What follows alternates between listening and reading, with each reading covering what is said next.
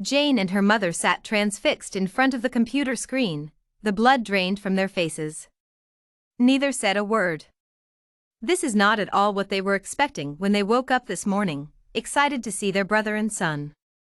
Watching a comet collide with Mars and obliterate all life is not something one expects to see on a random Wednesday morning. Growing up, Jason was obsessed with everything related to space. He was forever going on about becoming an astronaut when he was small and later dreaming about studying space engineering at Caltech. He never considered other options, no matter how many brochures their mother brought home to try and convince him to take a different career. Even though a space engineering degree does not mean definite space missions, she just knew he would never settle for a space-related job on Earth. Some way or another he would find his way onto a space mission, and it scared their mother to no end. For Jane, 3 years younger, Jason's dreams of space were just a fact of life. It never unsettled her the way it upset their mother. Their father passed away when Jane was 3 and Jason 6, probably making it even harder for their mother to accept the danger her son wanted to expose himself to. Jason was in his freshman year of college when news broke of a space mission going to Mars to settle a colony there. Jane was sure Jason's application reached them first. The requirements of the mission included physical fitness and at least a master's degree in a field such as engineering, biological science, physical science, computer science, or mathematics from an accredited institution. Jason started exercising 3 hours a day and worked even harder at his studies. He was determined to go. This was his dream, and nothing could stop him. After having a nervous breakdown and starting on anti-anxiety medication, their mother tried her hardest, even using guilt, to try to convince him to drop the idea. This was even worse than her previous worst nightmare. She was initially concerned there may be an accident if he goes to space, but at least there was always a good chance that he would return.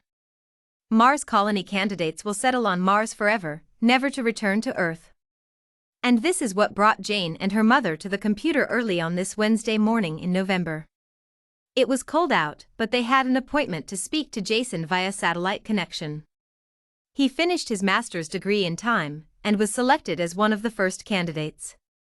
By this stage, their mother has accepted the reality of the situation, seeing her son once a week on a computer screen. He even met a girl while training for the mission, and they were expecting their first child. One of the first new babies to be born for the new colony on Mars. Neither Jane nor her mother could understand why anyone would go as far as to live on a different planet, but Jason and Jamie took to the place as if they were born to be there. Jamie being a medical doctor and Jason with his passion and qualifications in space engineering were the perfect couple and perfect candidates to live on Mars. And they were to have the perfect baby. But when Jane and her mother switched on the computer on that cold Wednesday morning, they had no idea what was waiting for them. It was still early, so Jane decided to quickly scan the news headlines before they must log in to speak to Jason and Jamie. What she saw filled her with horror. NASA headlines dominated the news, with pictures of a comet heading straight for Mars. The reporter hysterically reporting how the comet was expected to reach Mars within the next 24 hours. NASA could not explain how no one was able to see this earlier or predict that the comet was on a collision path with Mars. A few years ago, this would have been big news, but not of the life or death nature. Now there was human life on Mars. Human life that was to be obliterated within a few seconds. The application they used to communicate with Jason started to make a ringing sound. It took Jane and her mother a moment to get out of their state of shock and realize that they need to answer. Jason's face appeared on the screen. A deep frown creased his forehead. Seeing their faces, he knew they have heard the news. "I am sorry, Mom," was all he could say before he broke down in tears. Jamie's face appeared beside his. "Hi Mom," she said. Jane could see her eyes were swollen and red. "How long have you known?" Jane asked. Jason regained his composure and answered. "We heard yesterday. It appears NASA knew about the comet for many years, but it hit an asteroid which threw it off course. It was supposed to pass close to Mars, but it was never supposed to hit us. Their mother, too stunned to speak, sat with wide eyes as reality set in. She knew from the day Jason first came home with the notion of becoming an astronaut that something terrible will happen to him. The next moment the screen froze with Jason and Jamie's faces on it. Then they were gone. Jane tried to log back in, but there was no connection.